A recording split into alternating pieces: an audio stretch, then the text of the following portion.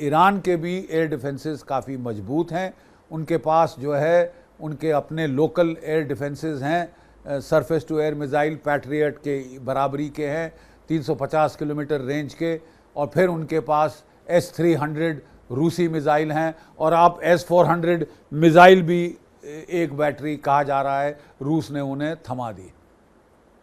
तो ये छोटे मोटे एयर डिफेंस नहीं है, ये काफ़ी ज़बरदस्त एयर डिफेंसेस है, नुकसान पहुंचा सकते हैं। कि हमला रोक देंगे ये तो असंभव है, लेकिन नुकसान ज़रूर पहुंचाएंगे, कीमत ज़रूर पे करनी पड़ेगी आपको। तो ये तो है नंबर 1 कंस्ट्रेंट, डिस्टेंस का, फासले का कंस्ट्रेंट, जिसके चलते एयर टू एयर रिफ्यूलिंग अनिवार्य हो जाती है।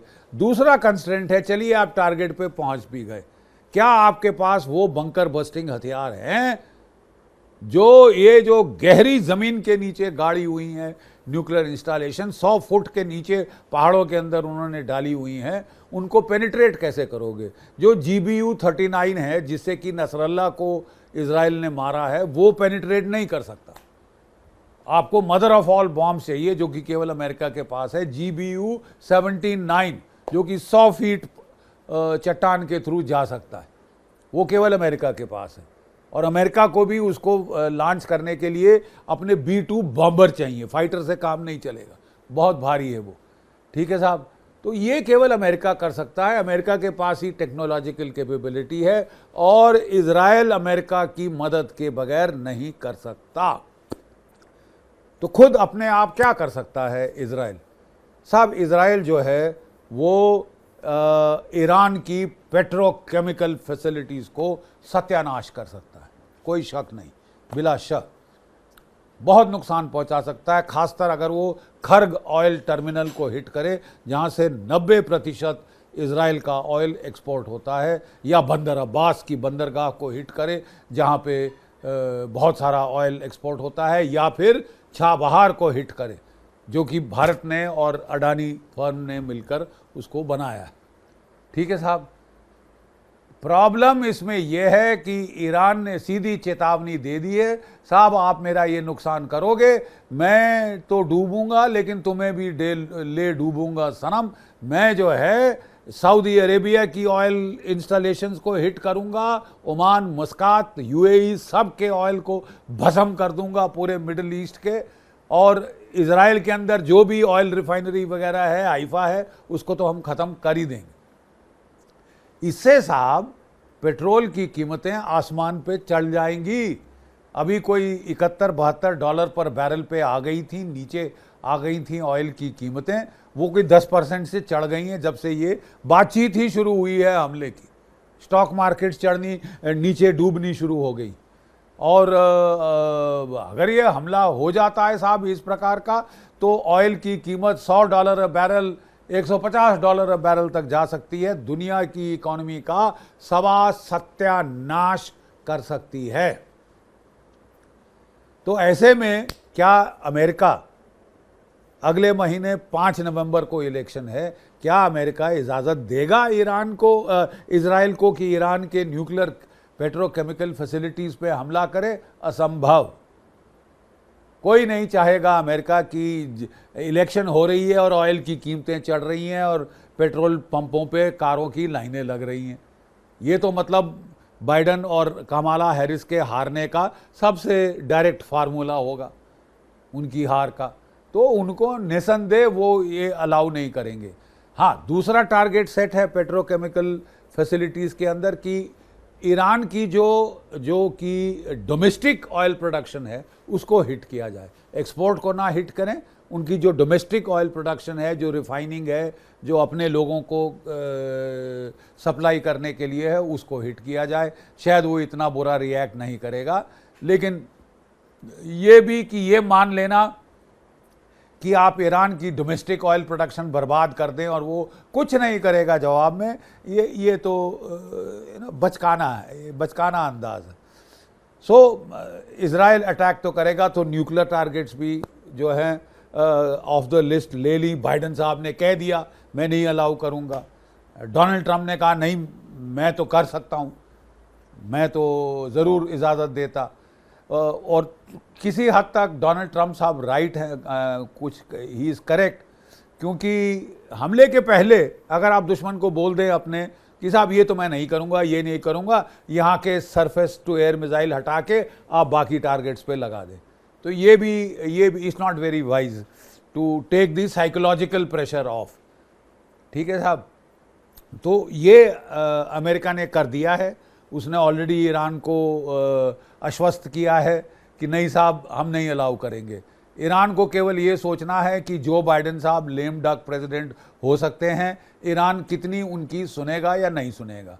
ज़्यादा स्ट्रॉन्गर आर्गुमेंट जो है वो मिलिट्री कैपेबिलिटी का आर्गुमेंट है। क्या इजराइल के पास वो मिलिट्री काबिलियत है कि वो अकेले ईरान का न्यूक्लियर कॉम्प्लेक्स ध्वस्त कर दे? नहीं कर सकता साहब, अमेरिका की मदद चाहिए, और अगर चाहिए तो आपको अमेरिका की हामी भी चाहिए, अनिवार्य है। ये हमास का मामला नहीं, ये हिजबुल्लाह का मामला नहीं जो कि प्रॉक्सी वर्सेस नेशन स्टेट है, ये nation state versus nation state का मामला है जिसमें एस्केलेशन के चांसेस बहुत ज़्यादा है, जो कि पूरी रीजनल वॉर करा सकता है, ग्लोबल इकोनॉमी को धक्का पहुंचा सकता है। तो अमेरिका की हामी, अमेरिका की नॉड ज़रूरी होगी। 3 देखिए सिनेरियोज बन सकते हैं जिनमें कि इजराइल का अटैक हो। एक है प्री इलेक्शन सिनेरियो, यानी 5 नवंबर को अमेरिका में प्रेसिडेंशियल इलेक्शन होनी है, उसके पहले ईरान चढ़ बैठे, ईरान के ऊपर इजराइल चढ़ बैठे। ये पहला सिनेरियो। दूसरा सिनेरियो है कि इजराइल बड़ी चतुराई से वेट करे कि इलेक्शन हो जाए, वोट कास्ट हो जाए, और जो नई सरकार है वो अभी तक नहीं आई है। आप समझ गए, नई सरकार आएगी वॉशिंगटन में जनवरी के महीने में। सो नवंबर से लेके जनवरी तक, दिसंबर का महीना इजराइल के पास है कुछ कर देने के लिए, जबकि अमेरिका में नई सरकार, पुरानी सरकार गई, नई सरकार नहीं आई। और तीसरा है कि नहीं भाई, इजराइल कहता है साहब हम तो revenge is a dish best served cold, हम तो साहब इंतज़ार करेंगे, और जब नई सरकार वॉशिंगटन में आ जाती है उसके साथ मिलकर हम हमला करेंगे। और उनकी उम्मीद है कि अगर डोनाल्ड ट्रंप आ गए तो उनकी तो वाह वाह हो गई, वो ज़रूर हमला करेंगे, वो ज़रूर इसमें हामी भरेंगे। और कमाला हैरिस भी आती है तो शायद वो भी मजबूर हो जाए उनका सपोर्ट देने के लिए। तो ना, हम ये तीनों सिनेरियो को ज़रा एक 1 बाय 1 देखें। अगर तो इजराइल को लगता है कि साहब हमारी इज्जत का सवाल है, हमारे प्रधानमंत्री की इज्जत का सवाल है, वो दुनिया को कह चुके हैं कि हम उनको सबक सिखाएंगे, और अगर हम कुछ ना करें तो हम कमज़ोर लगेंगे, और ये शायद इनकरेज होकर और हम पे वार करें, हमले करें। तो एक तो है कि इजराइल इमीडिएटली रिटेलिएट करे बिफोर द इलेक्शंस, तो उसमें वो मेरे हिसाब से केवल जो है मिलिट्री टारगेट्स को अमेरिका हिट करने को अलाउ करेगा, बशर्ते कि नेतन्याहू साहब इतनी हिमाकत ना करें कि वो बोले बाइडेन साहब लेम डक हैं, to hell with what Biden is saying, मैंने जो करना है मैं करूँगा। इसके चांसेस कम है, लेकिन हो सकता है।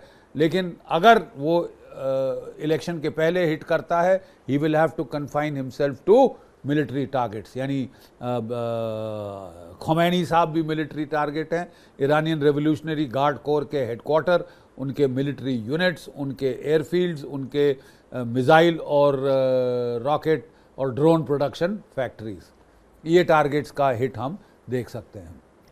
अब आइए सेकंड सिनेरियो में, इलेक्शन ख़त्म हो गई, वोट कास्ट हो गए, नई सरकार नहीं आई।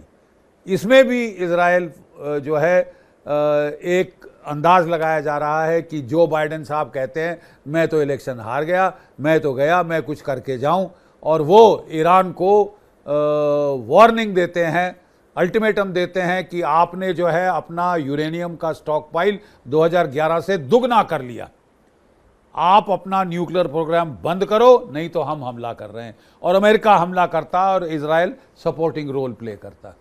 ये भी एक सिनेरियो है जो हो सकता है, कितना लाइकली है रिमेन्स टू बी सीन। और तीसरा सिनेरियो है कि डोनाल्ड ट्रंप आ जाते हैं, जनवरी 2025 में, और वो ईरान को कहते हैं, इजराइल को कहते हैं हाँ गो अहेड। इलेक्शन के पहले ये गो अहेड कहना आसान था, अपनी इलेक्शन के बाद, प्रेसिडेंट बनने के बाद उनको भी सोच समझ के ये आदेश देना होगा, क्योंकि इसके परिणाम बहुत गंभीर है। तो ये 3 सिनेरियो हैं जो हमारे सामने पेश हो सकते हैं। क्या होने वाला है, what is likely to happen? मेरे ख्याल से शायद इजराइल को अपनी इज्जत बरकरार रखने के लिए एक इलेक्शन के पहले हिट करना पड़ेगा। ये वो शायद केवल मिलिट्री टारगेट्स को हिट कर पाएगा, अनलेस वो डिफाई करना चाहता है लेम डक जो बाइडन को, और वो पेट्रोकेमिकल टारगेट्स को भी हिट कर देता है।